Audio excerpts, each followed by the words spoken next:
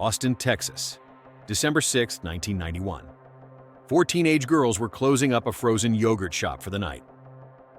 By morning, they had been killed, tied up, and shot, and the yogurt shop set ablaze. I can still see them. I can still see the inside of that place. That stuff's indelibly burned in my mind. The scene was unspeakable. The horror, unimaginable. And the motive? A disturbing mystery that would shake an entire city. The murders shocked a city, shattered families, and launched one of the most complex criminal investigations in Texas history. False confessions, overturned convictions, a trail full of twists and heartbreak. This is the full story of a case that still haunts Austin to this day.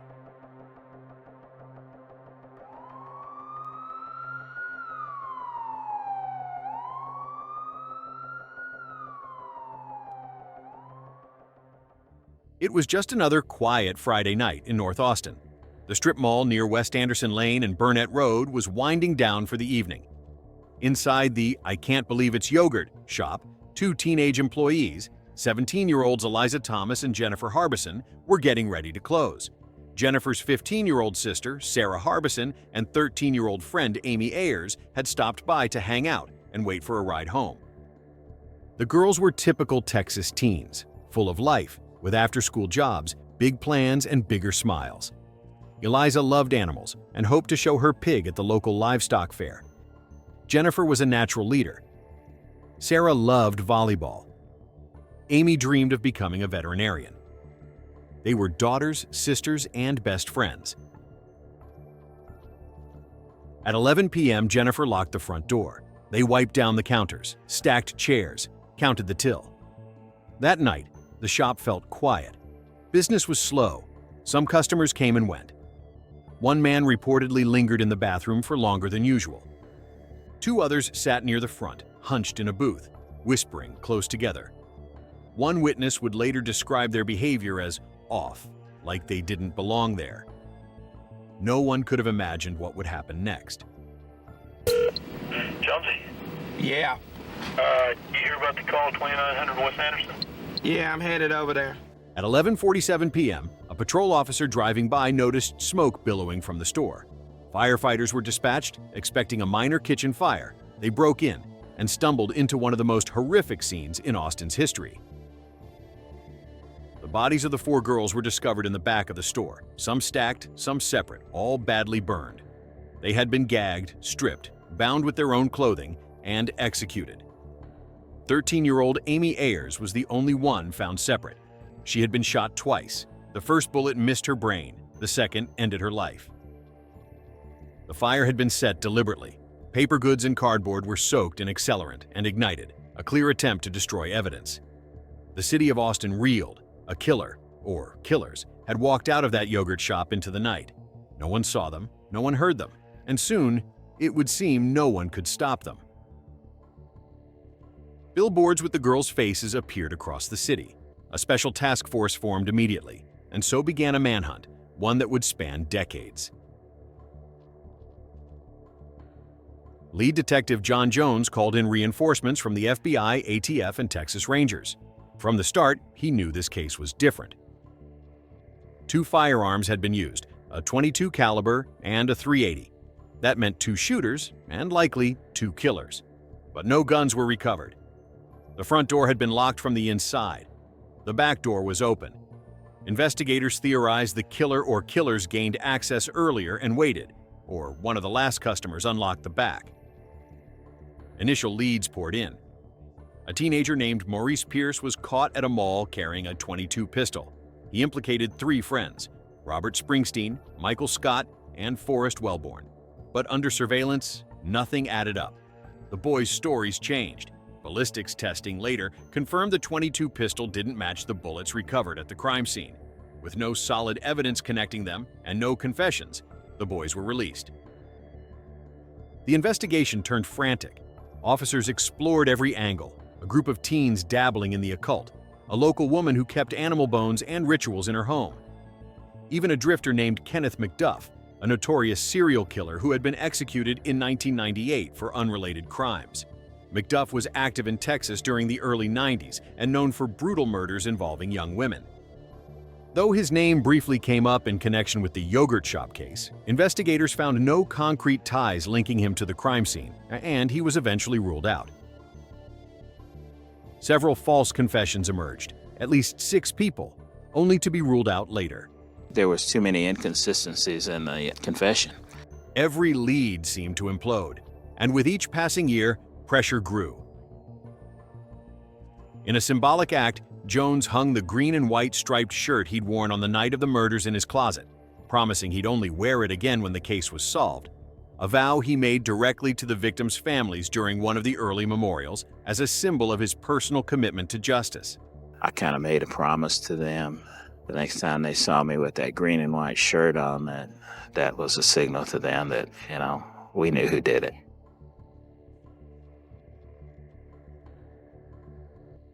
By 1999, John Jones was no longer leading the case. A new team of investigators had taken over, and they returned to familiar names: Springsteen, Scott, Pierce, Wellborn. Michael Scott was brought in for questioning. He was interrogated over the course of several days, subjected to intense psychological pressure, and at times reportedly denied basic needs like food and water. No lawyer was present. The sessions were recorded, and in one clip, Scott can be seen holding a gun to reenact what police claimed had happened inside the yogurt shop. Look at me. You're remembering what happened because you were inside there, right? You're remembering what happened. I don't honestly remember going in the building. Eventually, he broke and confessed. Robert Springsteen was brought in next. After long hours in isolation and similar tactics, he also confessed.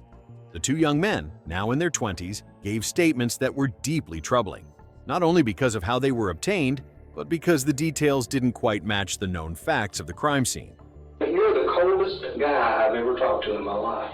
Are you a cold-blooded murderer? No, sir, I'm not. I think you are. I think Maurice is absolutely true about you. Their stories were riddled with contradictions. Who shot who?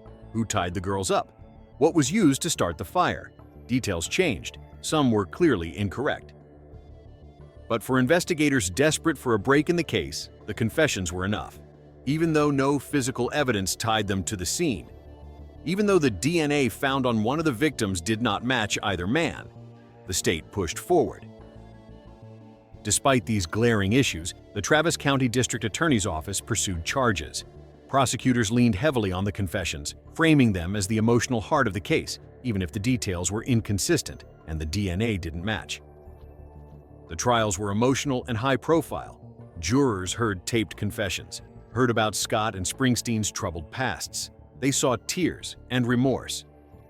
But what they didn't see, what no jury ever heard, was the identity of the person behind the DNA, because even then, it remained unknown. We, the jury, find the defendant, Robert Springsteen IV, guilty of the offense of capital murder. In 2002, Springsteen was convicted and sentenced to death. Months later, Scott was also convicted and received life in prison. Years later, the legal system took a second look. It came to light that the men's confessions had been used against each other in court, a direct violation of the Sixth Amendment, as neither had the chance to confront the other in cross-examination. That flaw, combined with the lack of physical evidence, led to the convictions being overturned in 2009. Court has signed these dismissals in each of the causes against these 2 defendants, Michael Scott and Robert Springsteen. Many in the public felt blindsided. After years of believing justice had been served, they were told the real killer might still be out there. Trust in the investigation and the system began to erode. Behind the scenes, there were more red flags. One of the detectives involved in obtaining the confessions, Hector Polanco, had a troubling history. In an unrelated case years earlier, 2 men, Christopher Ochoa and Richard Danziger, were wrongfully imprisoned for over a decade after allegedly coerced confessions obtained by Polanco. DNA evidence later exonerated both men. The parallels were hard to ignore.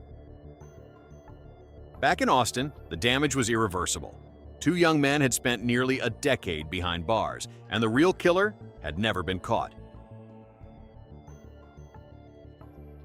From the beginning, investigators had recovered DNA from the youngest victim, Amy Ayers. But it was partial, only 16 markers, enough to rule suspects out, but not enough to definitively identify anyone. That DNA sat for years, mostly untouched, until 2008, when newer techniques allowed for more advanced testing. The results were conclusive. The male DNA found did not belong to Robert Springsteen, Michael Scott, or any of the original suspects. It was a seismic shift.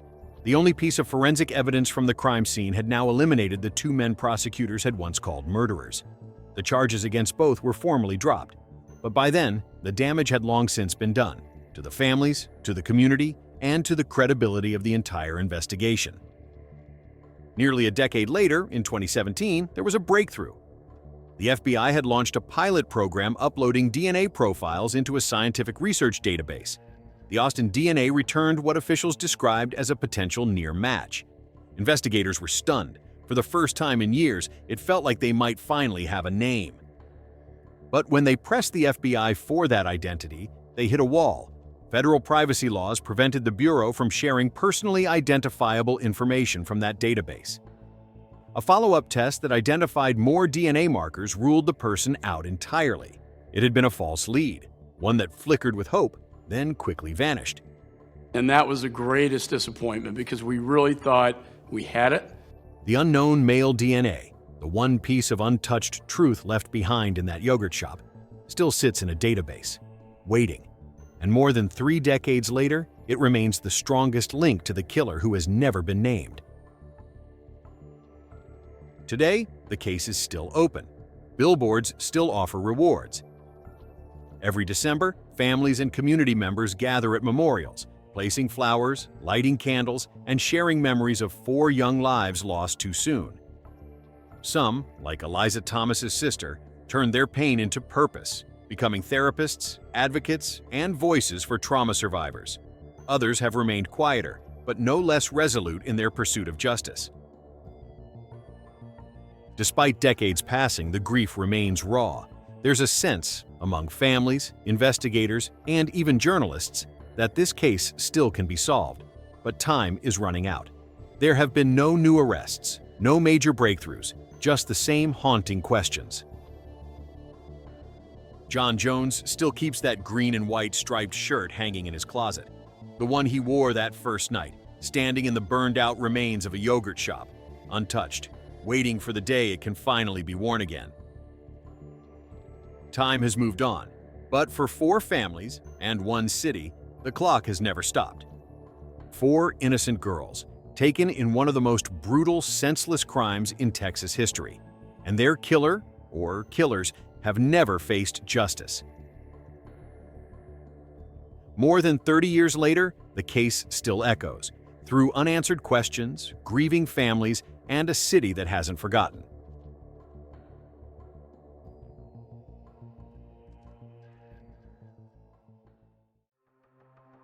The stories do not end here. Subscribe for more true crime documentaries and check out the other true crime stories featured on screen now.